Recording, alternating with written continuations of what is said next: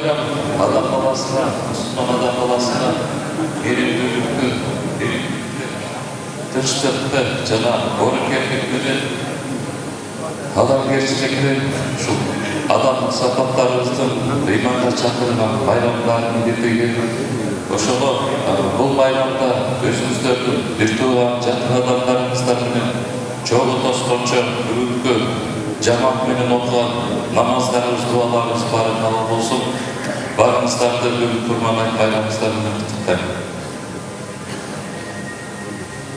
Allah razı olsun barınızlardan. Allah Teala her bir dua dilekleriniz kapatına kavuşan olsun.